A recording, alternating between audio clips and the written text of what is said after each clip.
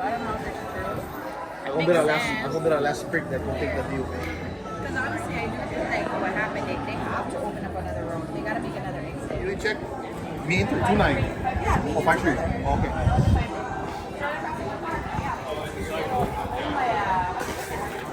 Helpers off if you are coming on the mat.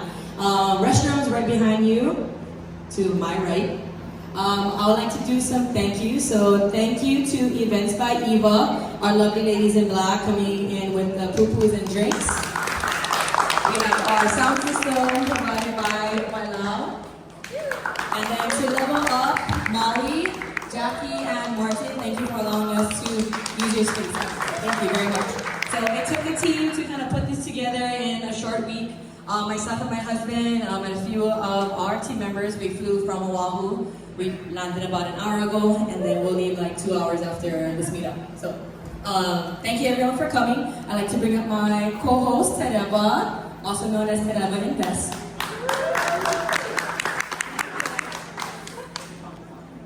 Aloha everyone, so happy to see this room filled in 1 week.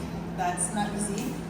Very thankful for Tahnee as well. She's always pushing me in the back to have things, have events, speak at events, share our little partners. And you want to attend these as much as possible. We want to have these at least once a month on Maui. We usually hit it every 2 to 3 months.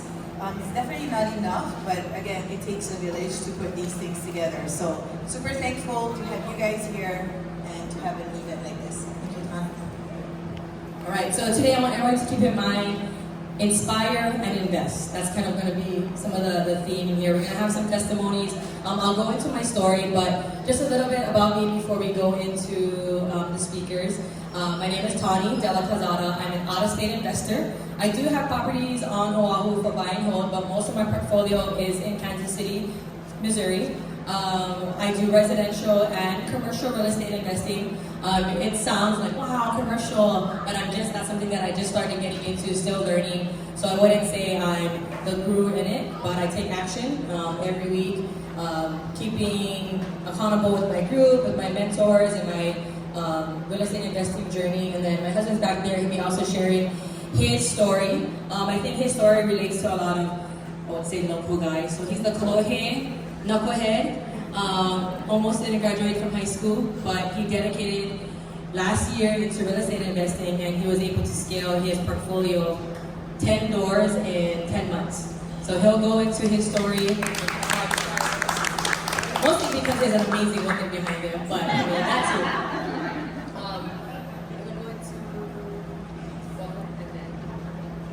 So some of us may be thinking like, level up Hawaii at a CrossFit gym, are we in the right place? Am I lost? Right, so it may seem like two totally different worlds, right? One more physical, one more on the financial part, one either you're working out or going to real estate investing. So one of the things that comes to mind is discipline, right? So for a lot of you, you bought the ticket or not sure if you wanted to spend $40 to come, right? You're not sure what you're gonna get into. But just like working out, right? You're here, you woke up, you show up, you're motivating yourself, especially when you don't want to, right? And coming up with that plan, right? How am I gonna do what I want to achieve? And it's the consistency, right? Being disciplined. Same thing for real estate. There are days that I don't want to do it, right? Like the days if I want to ignore my assets are the days that I can miss opportunities or it can be a financial loss. So the same things when you feel like, oh, I just missed another day of workout, I can make it up tomorrow, right? Consistency is key. It's not being the expert, it's not being the know-it-all, or how much money you have, or how much deals you have, right? It's the consistency. It's the little things we do every day that make up the big things. So discipline, another thing is patience. Patience is something that I lack as a mom, and especially as a wife. But patience in real estate, right? Not getting what we call shiny object syndrome, right? Just like working out. Oh, my husband, he'll say he works out, right? Like one day a week, he'll lift weights, he'll be in the mirror, like, hold on, check me out. Like, dude, you walked for 30 minutes. Like, what did you do with your arms? Right? He'll step on the scale and he'll be like, oh, I didn't lose weight. I'm like, you worked out twice this week. What are you talking about? right? And the same thing with real estate. You can't just, oh yeah, I spent one day looking for deals, or I spent one day looking for private money, right? So what did you do for that one day looking for private money? Oh, I talked to 2 people. Okay, so if you have 24 hours in a day, 7 days a week, but you talk to 2 people, which took maybe 20 minutes. That doesn't really show the dedication or the consistency that you need. So discipline, patience, and then having clarity, right? We're all different people, all different investors. So just like in working out, right, you have your plan based on your body type, your needs. If I'm trying to be a heavyweight lifter, I'm probably not eating salad, right? So same thing for my husband. He should be eating salad because he's not trying to be a power lifter anymore, right? So it's catered to you. And just like real estate investing, there's so many different strategies, right? Wholesaling, buy and hold, fix and flip, wholetailing, sub-2, seller finance. There's all different types of strategies that we can take advantage of. But you have to find the one that fits you. The one that's amazing for me, the one that I'm finding success in, it may not be the same thing for you, right? For some of us, it's appreciation. If you're in Hawaii, Hawaii is an appreciation market. Yes, you can do buy and hold. Yes, you can do cash flow. But for majority of the investors, we already expect to lose money on the monthly income that we get on buy and hold and take advantage of the appreciation that we get over the long term. For myself and my husband, we invest in Kansas City. That market is a cash flow market. We're trying to come up with more cash flow every month so that we can walk away from our W-2s, we can spend more time with our kids. I have a 1-year-old, a 5-year-old, and we had a daughter. She would be 3, but she has her angel wings. But so our time spent in real estate is to create more time, not necessarily create more money. I just want to spend more time with my kids before I'm not a cool mom, he's not a cool dad, and they don't want us to bring them to school anymore, right? We want to spend as much time as we can with them, so that's why we take advantage of the cash flow. We do have properties here on Oahu. What those properties look like. We do have a little cash flow because we were able to buy at the right time. And when I mean buy at the right time, I don't say I timed the market, right? We just took advantage of making a plan and knowing that we wanted to buy a property in Hawaii. It just so happens we bought it when it was going up during COVID. So we were able to take advantage a lot of the appreciation. So we didn't time the market. People always say, when's the best time to buy? Interest rates are high. For us, we always want to buy and we just pivot on the things that we can't control. But what I can control is the daily action steps that I'm taking every day. So that is my welcome for today. I would like to do an icebreaker. Some of you are like, oh, I don't want to come and talk to anybody, but the important thing with networking events is in this room, there are mentors. There are people who have the information that you need, right, for you to take the next step. For me, it's even finding capital partners, private money lenders, or even people who are wholesaling in my market so I can find the deals, right? So real estate is a lot of finding the deals and finding funds. So if I can make a connection with someone else who has the funds or have the deals, that just shortcut me into my big vision and my big goals. So usually the person behind us who is supporting us, right, they can help us take the next step, or even the mentors who are in front of us, right, are leading the way. So with that analogy, if you're in the front row, you're gonna stand up and about face, and you're gonna network with the person behind you. If you have an empty chair, you're gonna just network. You didn't come to sit down, you stand up. Okay.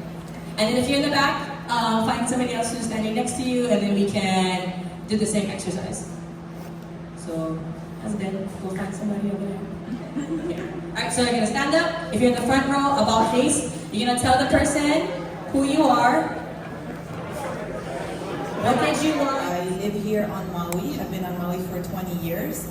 And I'm a mom, wife, and I also have a dance school here in Wailuku. So the entrepreneurial journey for me started in 2018, right after a big life event. I lost my mom in 2017, and then I decided to start something to continue her legacy. Anyway, so I think in 2020 or in 2019, my husband and I had a deep conversation about being parents and what kind of parents we wanted to be, and his hope was that I would have a lot more time with our daughter, who is now 11. So we decided that I would either quit or slow down my W-2 and really focus on real estate. In 2017, I joined a really big mentorship, the guys that come to every island, free seminar, and then the paid, 3-day workshop, and then the $50,000 mentorship. So I kind of did that, and I have no regrets. It's really shown to be really beneficial to belong to a mentorship, honestly, because you have a community, you've got coaches, you've got mentors. There's always someone you can go to when you don't have an answer or when you're not sure. Fast forward 2019.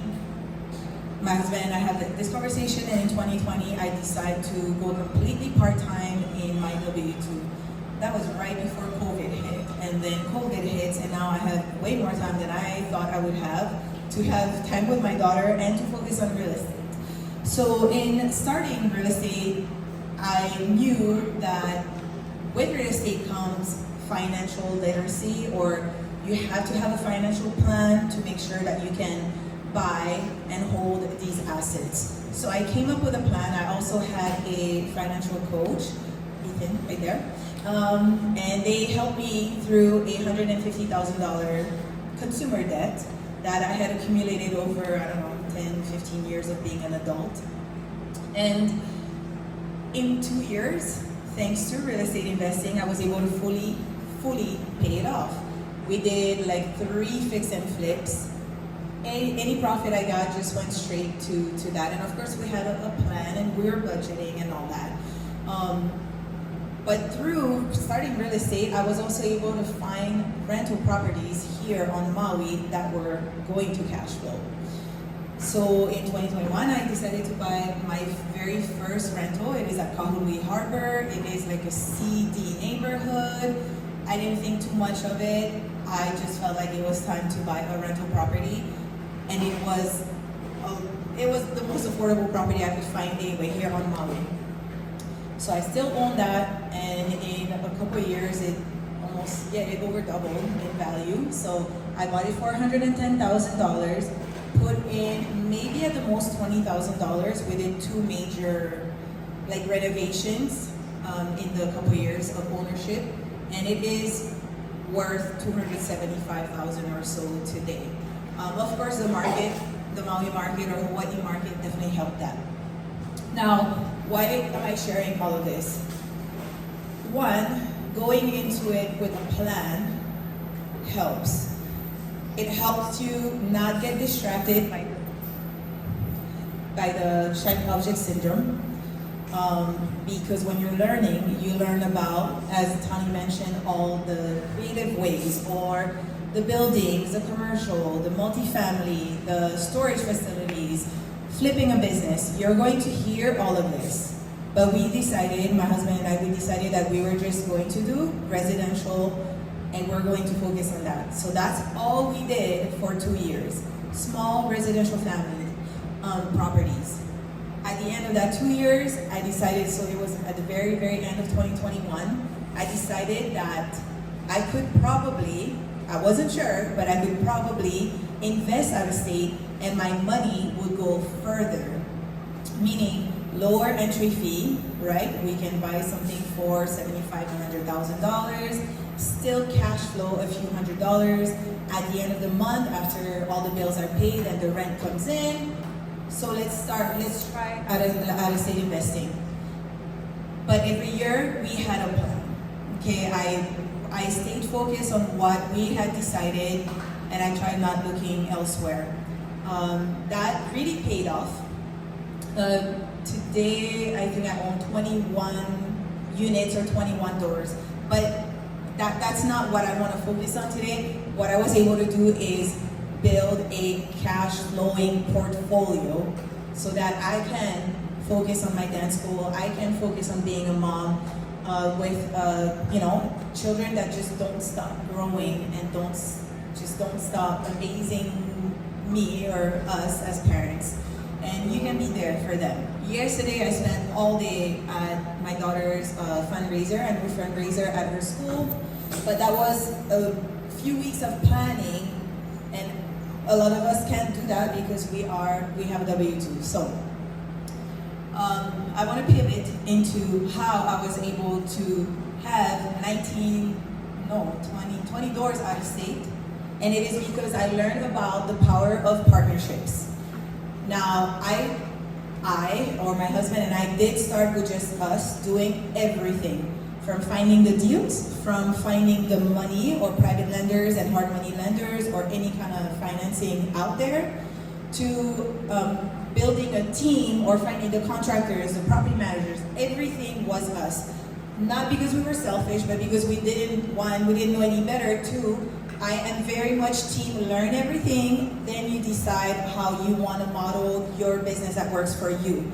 I cannot invest like Tahnee, I cannot invest like Joyce. We're different, our priorities are different, our lives are different. I want to invest with what I want my life to look like in mind. So I decided to invest time in networking and building potential partnerships. Because when I was doing everything on my own, it was extremely stressful. I was not the mom I wanted to be because I couldn't spend time. All I did was work, and whenever I was with my family, I was on my phone answering a contractor questions, answering a property manager question, answering a tenant question. It just didn't work for me. So I found so much benefit in creating partnerships. I have long-term partnerships. I have 2 long-term partnerships. And fix and flips, I also do partnerships because it is very time-consuming, time that I'm just not afforded. Right now, my life doesn't afford me to be at a job site 10, 14 hours a day. And I know a lot of people do it. I'm not saying that it's wrong or better or I'm better. No, I'm saying that is not what works for me. So through partnerships, we're able to find more deals, find more private lenders, find more contractors, network with their network. So, and then kind of get to know people and know what you love doing in the business, what you don't really enjoy. And then you kind of find like the missing pieces, and then you form your own puzzle and you start doing more deals. Right now, my husband and I own 3 doors, just him and I, and 18 doors are with all partnerships. Everything is cash flowing. Sorry, there's one that's in rehab right now, but we also have 3 fix and flips with partners, and most of it is out of state. Now, building partnerships is a bit tricky because you have to not only sort of align with your goals, each other's goals, and then you want to be able to trust these people, trust that their work, and anyway, there are many ways and many tools that you can put in place to create a proper LLC or a proper partnership with everything in black and white, and you don't have questions. Who was supposed to handle talking to the tenant? You look through your paperwork, oh, that is your job. But I mean, we kind of know where we stand anyway. Clearly, because my partners are boots on the ground in Kansas City, and I am here. So, in all of the partnerships, I am always, typically I'm the deal finder. I find the deals and I find the money. And then we have our team or my partners that come in for the rehab, the renovations, handling the tenants, handling maintenance calls. And that really, really works for me. Yes, I have to share all of our cash flow and profits, but I also don't have the headache all day of having to answer all of this. Now, when you think about owning 21 doors, that is 21 tenants, that is 21 households, that's probably 35 different personalities that you have to deal with. And on top of like building your team.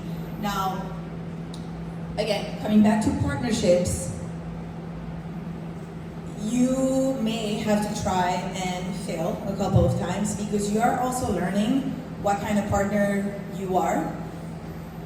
a lot of times, and I'm realizing over the last 4 years of investing, I thought I knew, but then I did the thing, and then I actually didn't know, so then I started doing better. So there are definitely lessons out there to be learned, whether you're investing on your own or with partners.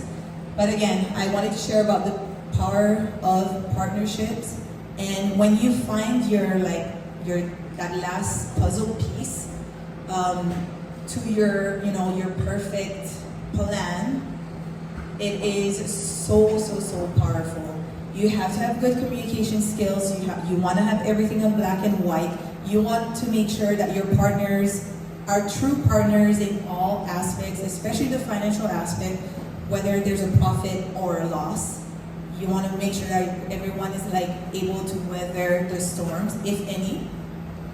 I can share more. You can ask me more questions about partnerships, but I want you guys to all know not to realize that you don't have to do this alone. There's a huge community here, and the way that I found my partners is by networking and joining mentorships.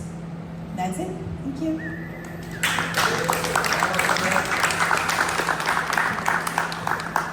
Alright, so Tereva covered how she started her journey, right? And she had to learn everything. And then she started piecemealing it out, right? So there's a book called Who Not How, right? So it talks about figuring out what you're good at, figuring out what you suck at, and then find somebody else who is good at what you suck at, so you don't have to do everything, right? So I think it's amazing strategy when at least you can speak on the things that you suck at, right? And to find somebody who can come in and be the pro in that area. Another thing about partnerships, there's a lot of the pros, so I'm gonna come in with the cons, right? So with partnerships, I think it's harder to get out of some partnerships than it is marriage, right? So when you're married, you're stuck with the person, and that person can love you, and you can kind of stay married together forever, right? But with the partnerships, everything is outlined. I would recommend having everything outlined before even jumping into a partnership, right? So when you're weathering the storm, if the property you have, a tree falls down on it and your deductible is $5,000. Now you have to go to your partner and say, hey, $5,000, let's split it. No, I don't have the money. Like, what? We talked about this when we first started, right? Every loss, we're gonna split it, right? So you have to make sure that those things are written down. Or if your partner dies, right? What happens to your portion of that property, your equity, right? Is it written down in your operating agreement? So a lot of the little things that you don't think about should be written down prior, so you're not trying to figure it out when the crap hits the fan. So partnerships, if you want to go quick, go by yourself. If you want to go far, go together. So a lot of good things about partnerships.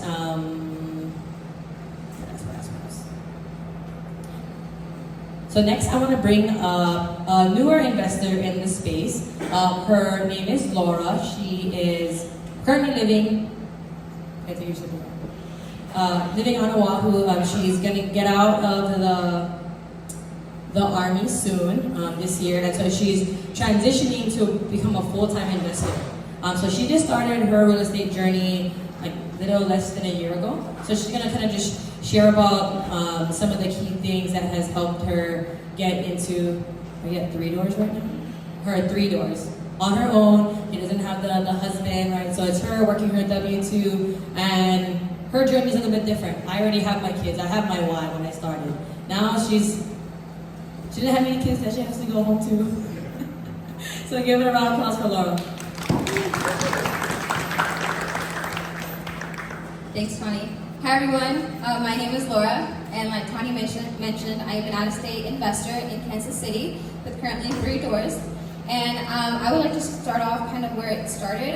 Back in 2019, when I was stationed on Oahu, I decided to get a condo with a VA loan, and that's when I was like, wow, real estate has so many opportunities and possibilities, and that's like, I'm gonna 100% do that. And I was all in. I was like, I'm gonna do it. And the next 2 years, I did not do real estate investing. I read a lot about real estate investing, a lot of podcasts, etc., and I tried to do it on my own. And I figured that that was not the way to go for me personally. And I kept hearing people say about like, oh, mentorships and community and all this stuff, and I was like, maybe they're onto something. So then that's when I decided to join a mentorship in 2023.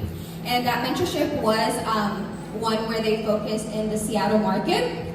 And so at the time, I just wanted kind of a community, and they popped up and I joined. And as I was in the mentorship, I realized that Seattle market is an equity market, like Tahnee was mentioning, right? And I knew that where I was in my career, I needed cash flow, not equity, or being an equity market. And so then I was like, oopsie, I guess I have to now pivot, right? And find a mentorship that better aligns with my goals.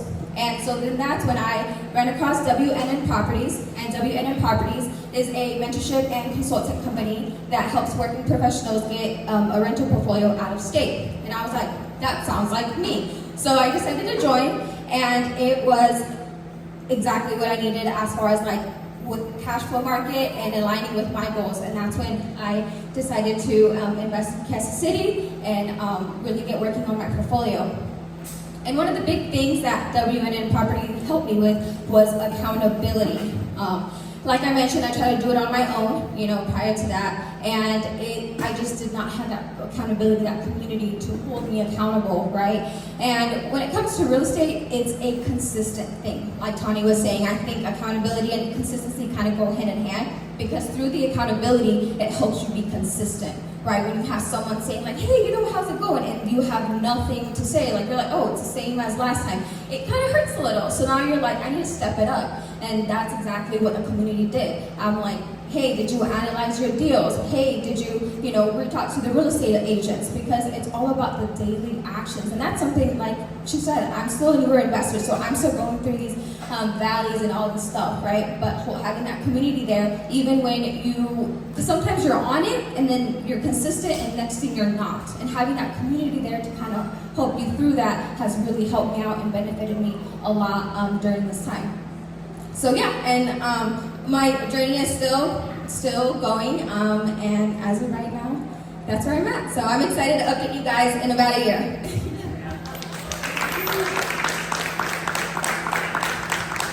All right, so accountability, a very big thing. I think if you talk to experienced investors, that's something that has helped them propel them or push them in the right direction. So for my husband, his accountability partner is me. I mean, he has his community, but I try to kick him in his butt, keep him aligned. So I'd like to welcome up my not so bodybuilding husband who needs to eat salad more, Sean Della Kozala.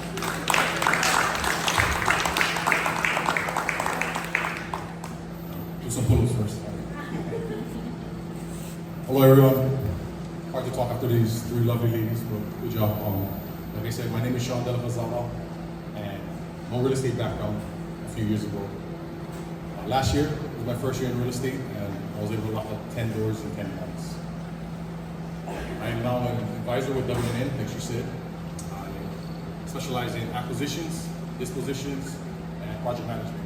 What that means in simple terms is buy, sell, and fix what we have. So right now, I'm up here, I'm gonna talk to you guys about showing you it is possible, let you know it is possible. So a little bit about myself. I'm not here to talk about myself, but I wanna paint the picture to let you guys know. So, born and raised, local boy in Oahu, no real estate background. Like any other family that trials and tribulations, So I grew up on welfare, lived in low-income housing, and my father was an addict, in and out of jail and rehab. Always doing special projects. My mom, on the other hand, was more so a single mom, raising me and my two sisters the best way she could to make ends meet. I attended Kamuki High School as a part-time student. For you guys don't know how to be a part-time student, you just don't show up. The only classes I didn't miss was basketball, football, and lunch. I could pump kids for the money, whatever, nickel and dime, and yeah, I'll cut school, all the time, to smoke weed and do stupid things. I got suspended numerous times for fighting, and I almost got kicked out of school. Blessed and thankful for my coaches and my mentors. Keep me somewhat on track, and I was able to graduate high school. Barely, you know. I couldn't even spell SATs, and I'm over here trying to figure out what ARVs are. So, graduating from high school, I was lucky enough to get a scholarship in football. I played college ball. Moved home and worked security like a regular, any other job with a boy. Met my lovely wife, Tahnee. Made her dreams come true. So, shortly after that, we moved out of our house. Moved out of the housing, moved out of mommy and daddy. So I was like, okay, we meet it, check the box. And then started my career at OCCC, back on home as an adult correctional officer, making decent money, sacrificing my body, my time to work. So I checked the box, I was content. Moving forward, Tahnee's like, you know what, I want to buy houses. I want to buy, every couple years buy houses. I was like, okay, let's go buy a townhouse or apartment. I grew up in the country when I was younger, but then when I got older, I grew up in the city. So I was like, all right, let's stay in the city, let's stay in home rule. She's like, no, I want a big house. 4 bedroom, 2 bath, 5,000 square feet. And happy wife, happy life, she got it. So we lived in Waianae. We bought our first property out there. So 2020 to 2022 was a rough year. I came back from deployment from Afghanistan. I missed out on drinking the whole year, so I was like, oh, I'm drinking. I didn't have my relationship with my son. We then lost our daughter, and you know, as she said earlier, Shine. And I went down the deep end, drank, and I was an absent father, an absent husband. Checked out. She picked me up in the bushes like I'm 21, you know, picked me up at the after hour spots, you name it. She kicked me out. Luckily, we buy houses. I was able to stay in one of our houses because she moved back from her mom and dad. She had divorce in her hand, papers in her hand, and ready to write it out. But she gave me one more shot, and it was real estate. Hail Mary, I will do real estate. Vision, goals, you name it. Let's run with it. Like I said before, I couldn't even spell SATs, figuring out ARVs. Now I had to figure out how to do Excel sheets, run numbers, acquisitions, build my team, and so forth. But this guy did it. I did it in 10 months. I got 10 doors. Like I said, I'm an advisor now, and I also help mentees buy properties. So, like I said, no background at all. So, it's possible. I truly did it. Like I said, 3 things, guys, I'm gonna lead you with. I know Tereva hit on it, and so did Laura and Tahnee. You know, number 1, define your goals, find your vision, your purpose, whether it's appreciation, we got a lot of flippers here, buying, hold, you name it. Figure out what you want to do. And backwards engineer it, really figure it out. Take 1 step forward at a time. Even if you don't know what you're doing, take a step forward, you're gonna be like, if you mess up, you're gonna know, you can pivot. We got a lot of pivoting, right? Number 2 is immerse yourself. Join a community with like growth-minded people. In 2 months, I was able to get my first deal just jumping on our Zoom calls and taste the pudding, putting the steps, listening, getting poured in to people. Magic works there. And finally, 3, commit yourself. Choose one thing that you want to do for a year and stick it through. Stay true to yourself and stick it through and take action. After the year, if that's something you don't want to do, hey, pivot or figure something else out. Maybe it's not for you. And lastly, that's 4 things. I don't know how come, guys. Lastly, take action. That's it. Thank you.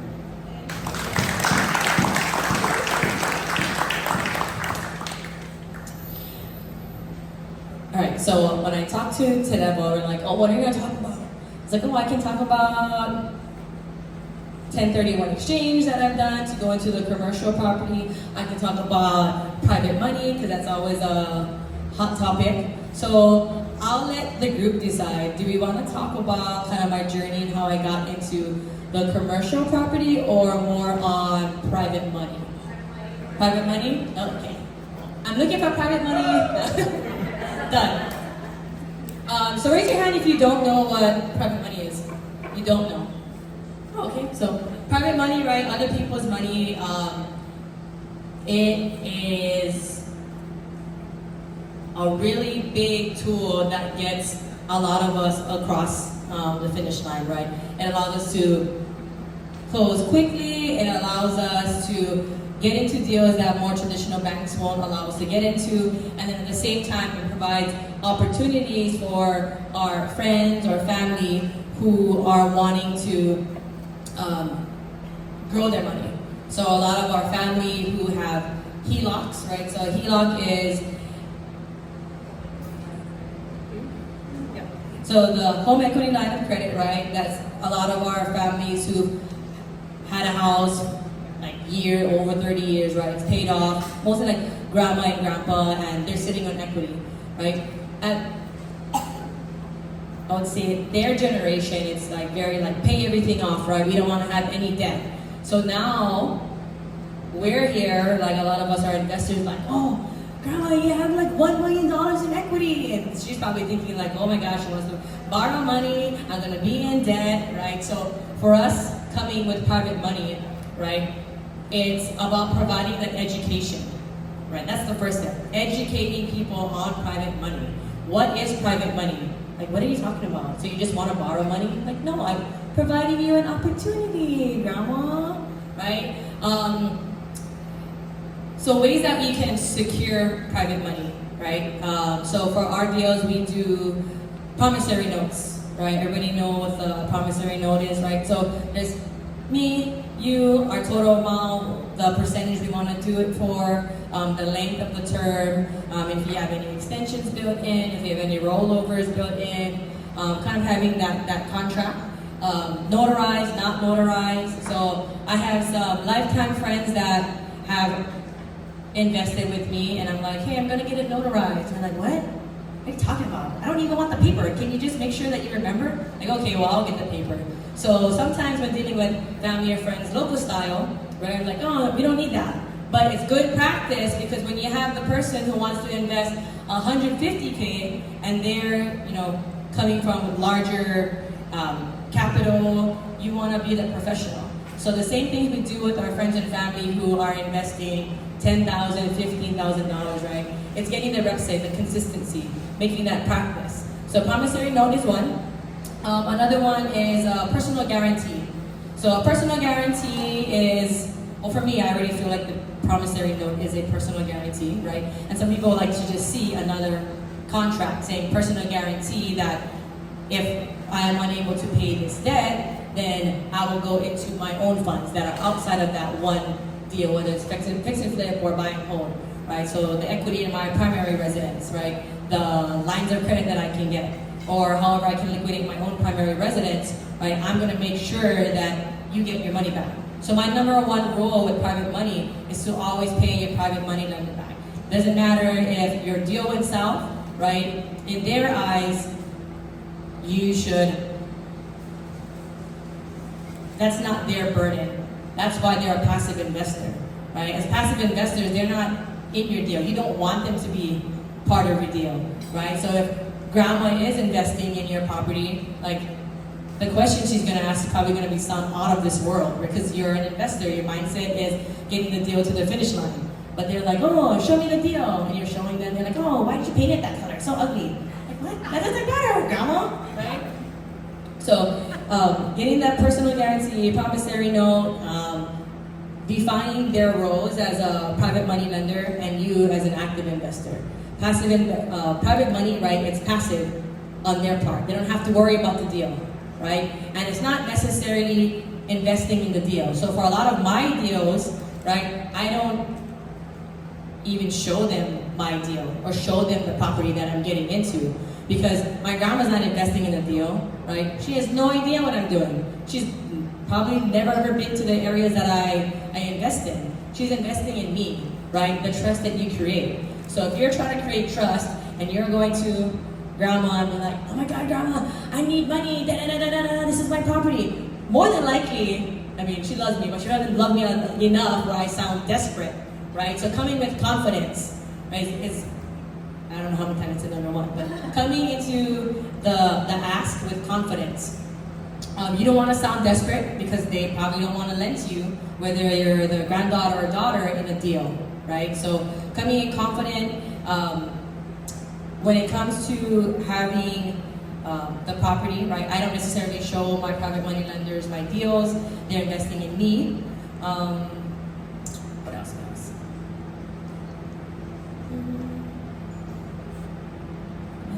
Talk a whole lot about private money. What are your questions on private money? I can just go there. What about like the different kinds of terms? As far as So with private money, right, your terms and your interest rate is just between you and that person. So the way that I do private money is I don't present the terms and I don't present the percentage. I let them come up with their own terms, right? So a conversation could look like, hey Laura, what are you investing in? Right? Oh, I invest in stocks. Okay, how's your stocks doing? Oh man, it tanked. Like, okay, so what was your annual return? Oh, I made 4%. Like, oh, what if I could offer you a little bit more on the money that you're getting? Like, oh yeah, what do you do? I'm like, oh, I'm doing real estate, right? You've been seeing my pictures on Instagram. And I'll ask her, like, is that something you want to invest in? Oh yeah, that sounds something of interest that I want to, maybe move my money to. Like, okay, so what would be an interest rate that you would be happy with? Oh, 4.5. Oh, sold. 4.5%? Oh, I got you. Right? So I kind of make them present the opportunity. Of course, I wouldn't give her 4%, I'd give her 5, right? Right? But letting them come up with what they think is fair, right? So for a lot of us investors that are offering 10%, that is a lot, right? We're already on the stretch when you're doing your deal. So having them come up with the interest rate and even the length of the term.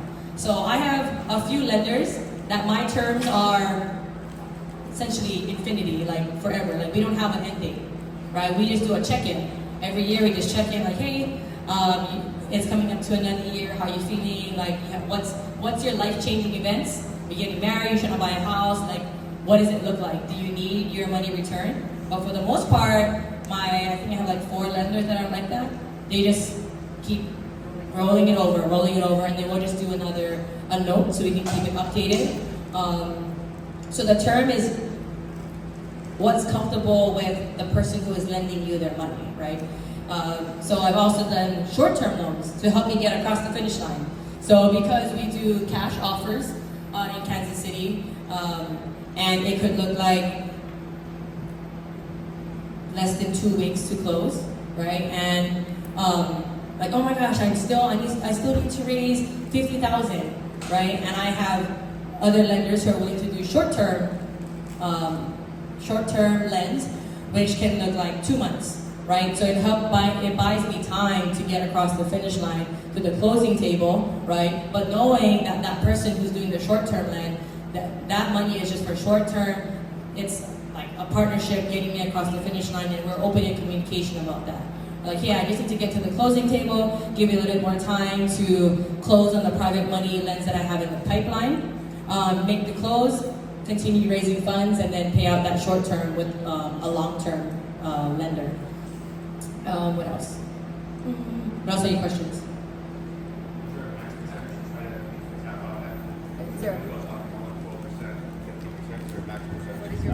Oh, so I would say it depends on the deal. So if someone wants to say like, hey, I want 12%. I'm like, okay, hey, let me look at the deal, and then like, is there any wiggle room, right? Of course, we might like, hey, can we do 10, right? But then if there's room in the deals and you can spread it out, then I wouldn't not opposed to 12. But if somebody was like, hey, 20%, I'd be like, oh, no.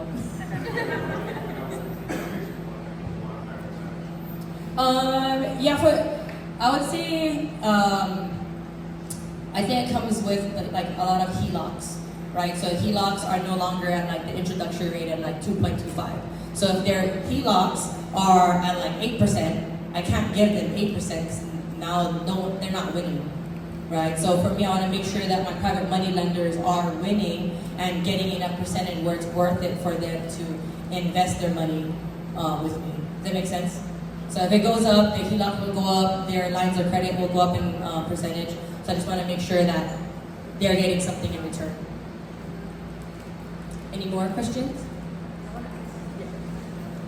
Are you asking me a question? Yes. Okay.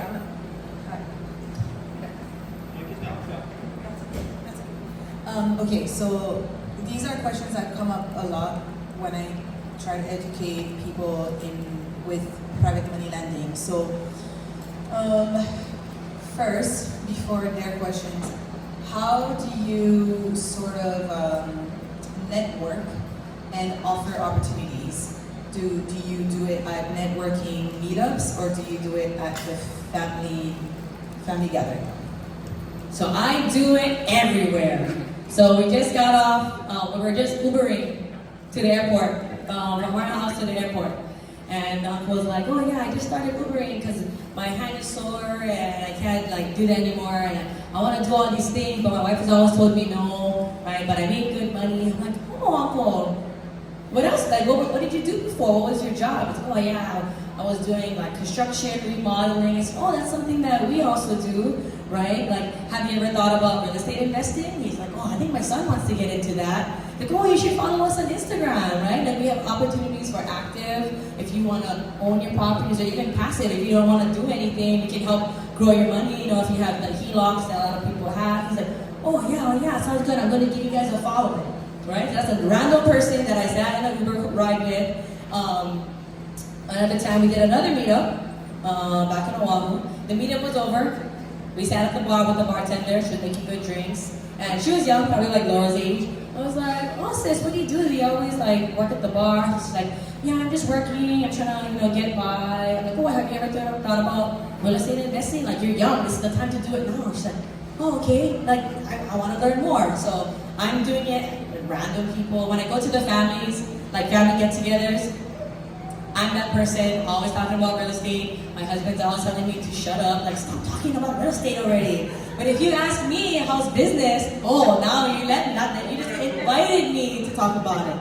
So I talk about it with family, friends, right? Sharing what you do, because the connection might not be the initial person, right? So if I'm talking to my cousin about something and she's like, oh shoot, you know what?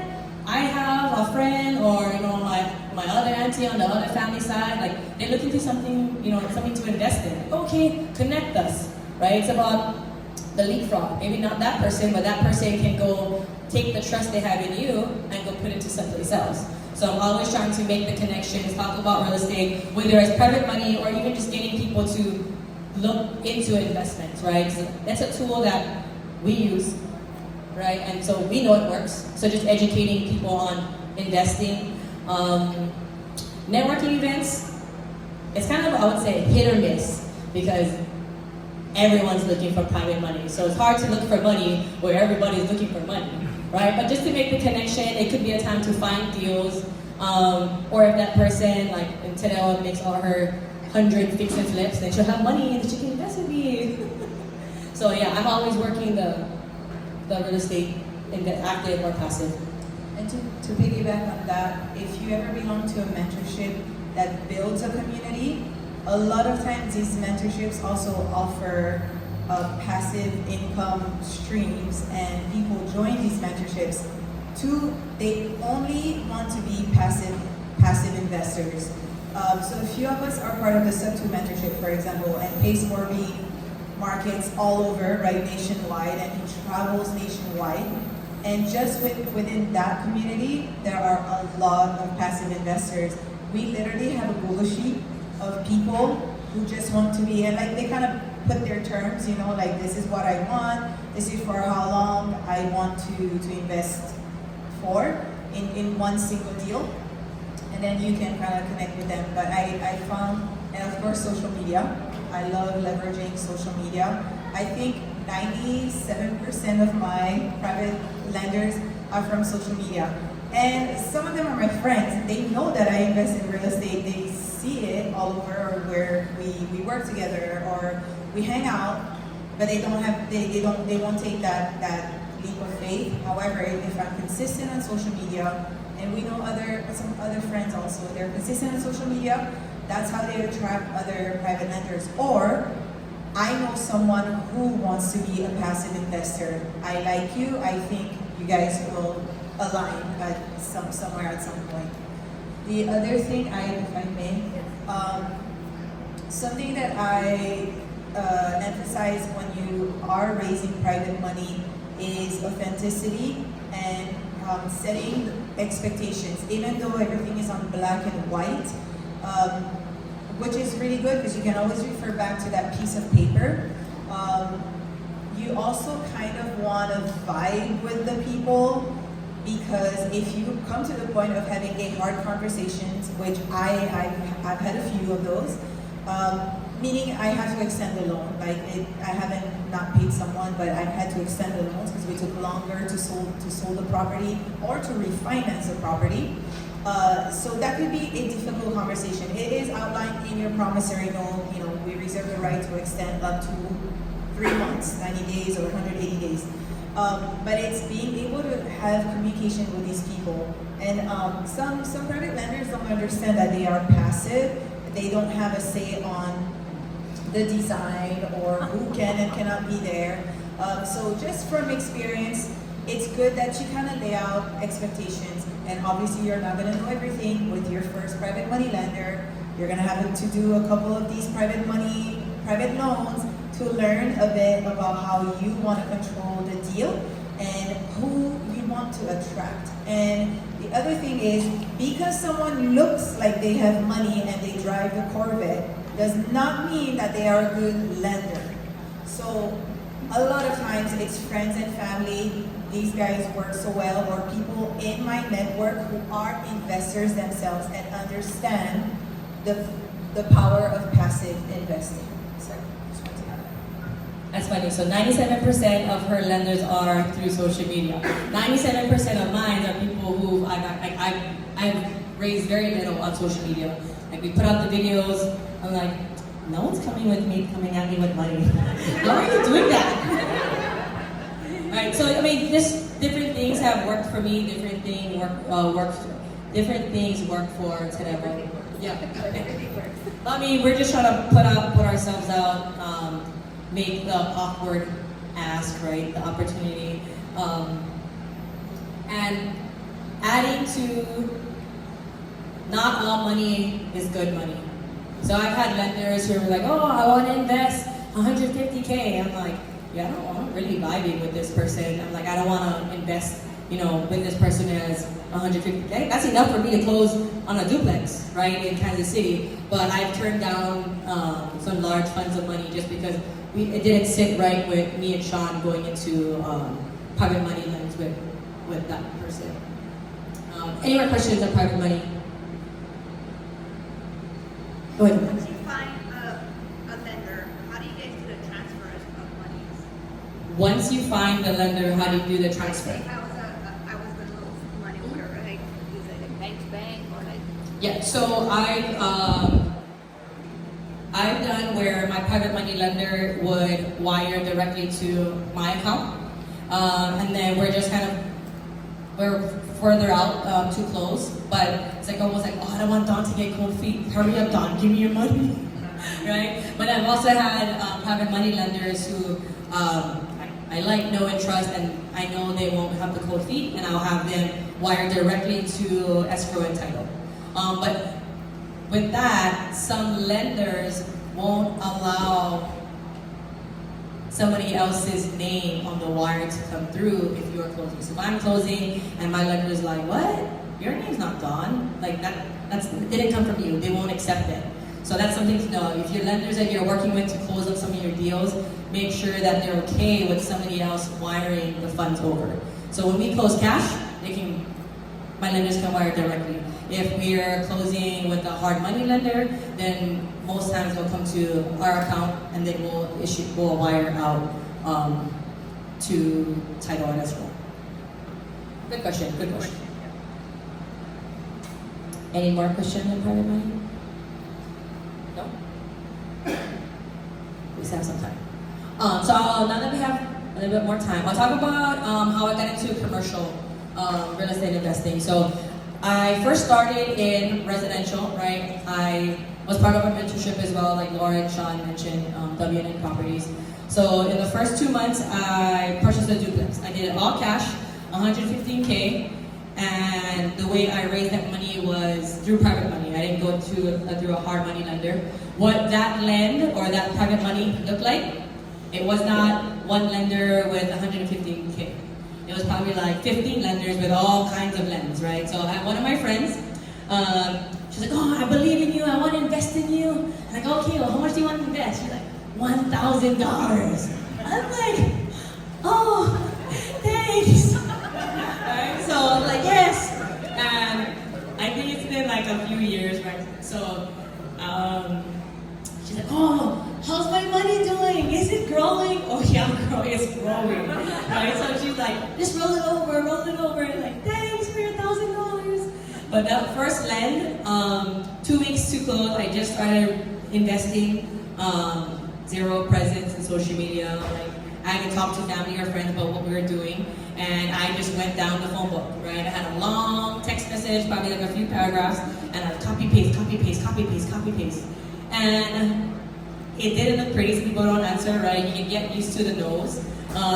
You get used to the, oh, that's so great. Like, let me know when you do like 5 more deals, right? So, but we were able to put together the 115K to close. And it was very stressful. I couldn't sleep, couldn't eat. All I could think about is how I'm going to raise 115K as a new investor. But we were able to cross that obstacle, close. And then a few months later, I think about 6 months later, we took a trip to Kansas City, and we were shopping around, and we were doing residential and some commercial buildings with our mentorship. And when I went there, it was more for a peace of mind for me. I wasn't planning to go and buy anything. Like, I just bought something, so I was like, yes, my goal for 1 year is 1 door. I had a duplex, that's 2 doors. Like, oh, 100% on my money, like, we're good. So we went there walking, and this building was for sale 2.5 million. Like 5 tenants, about 16,000 square feet. It already had 4 out of 5 tenants, so it's performing. But we were running numbers and seeing what the larger numbers look like in the commercial space, right? It just 10x our residential numbers. And so with my mentors, they're like, hey, who wants this deal? And I was like, oh, that's so much money. I'm on it. Now the raise I had to do, right? Not 2.5 million. We used financing, but it was close to 600K. So in 60 days, we had to raise 600K. What that looked like, I had more than $1,000 lens, right? But and like it was crazy. Still, I couldn't believe we just closed our 115K, right? And now we're balls to the wall, like everything, anything, like that's what we did. And we were able to close, get across the finish line. But a part of that capital that we raised was we did a 1031 exchange.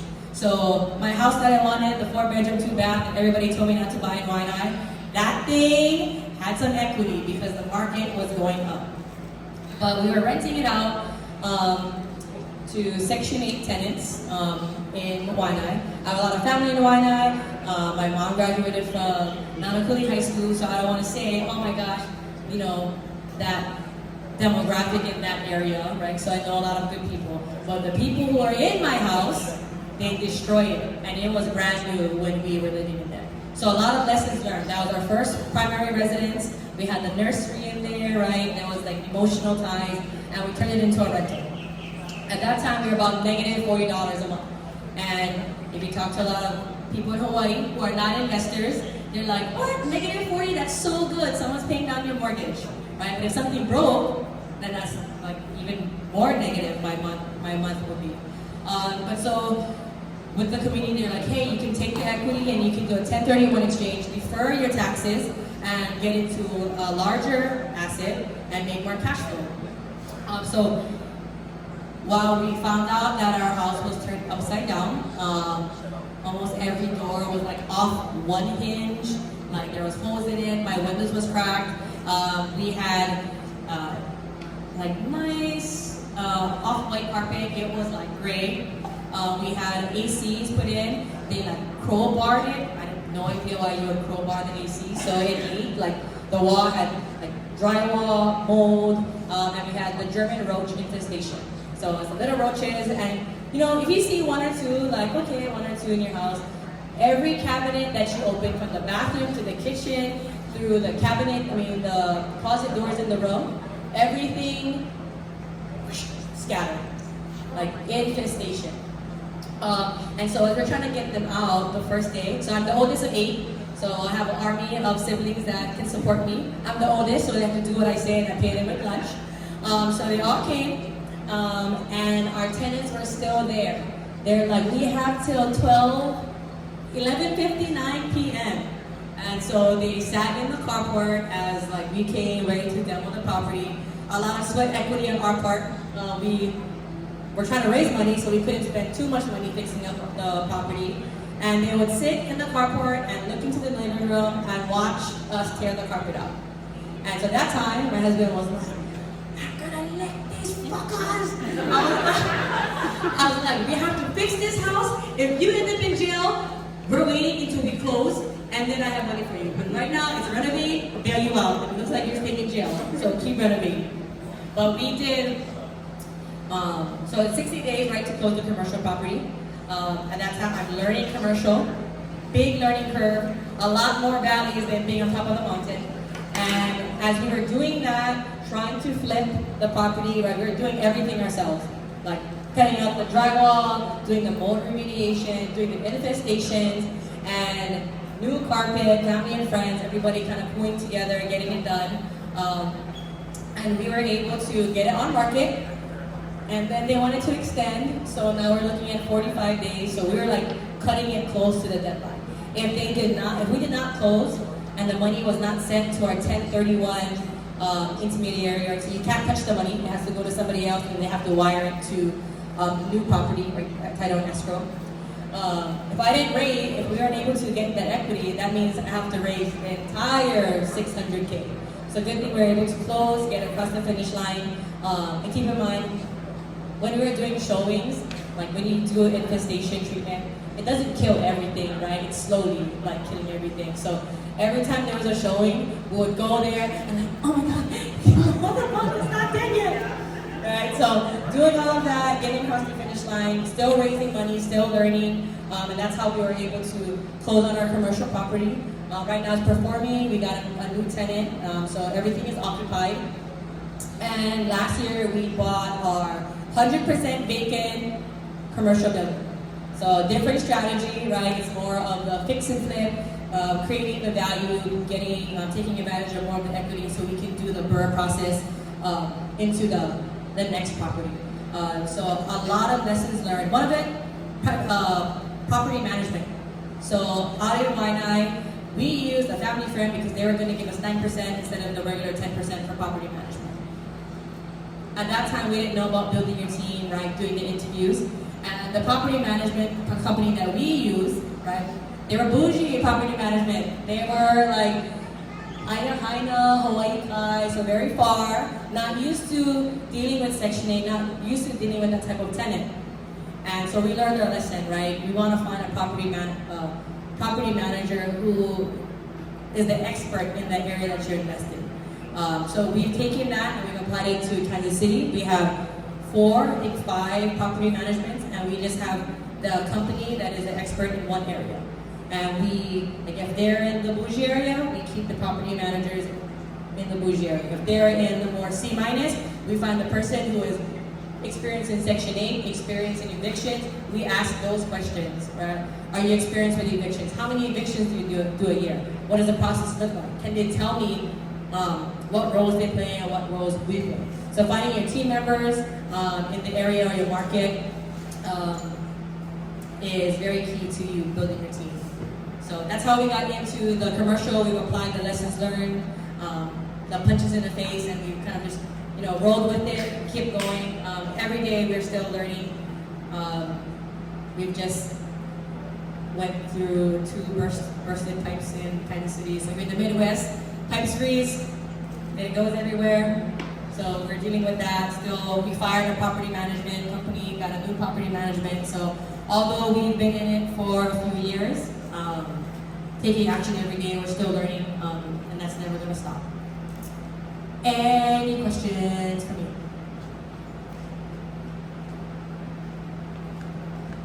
Nope.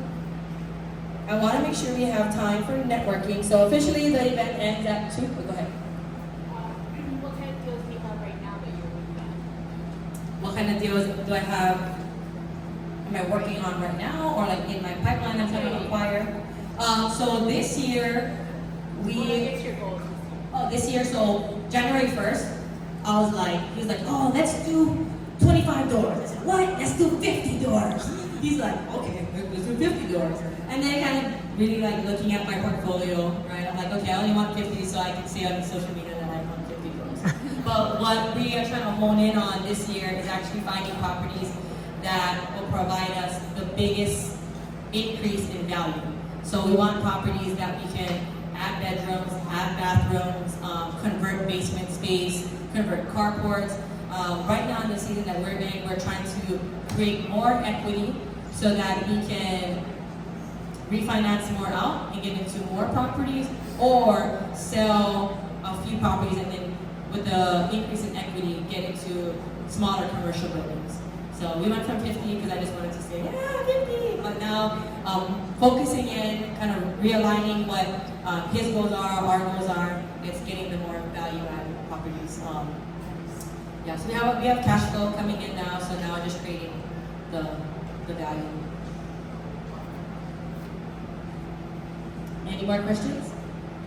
All right. Well, I want to thank everyone for coming. Please stick around for networking. We still have some food and fruits. Let's finish it all up. But we'll be here till at 3 o'clock. My husband and I are going to head out. But again, thank you for everyone who helped put this event together. We really appreciate it. I hope you can come join us.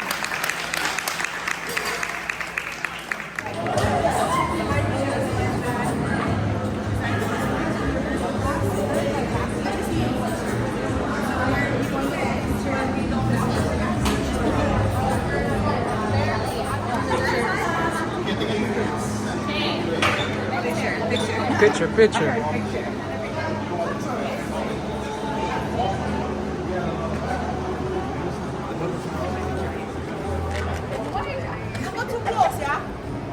Okay, get closer. Make like you guys love each other. Oh. Hey, say my thing. Oh, sorry. Okay, one more time. Yeah, good job, you guys.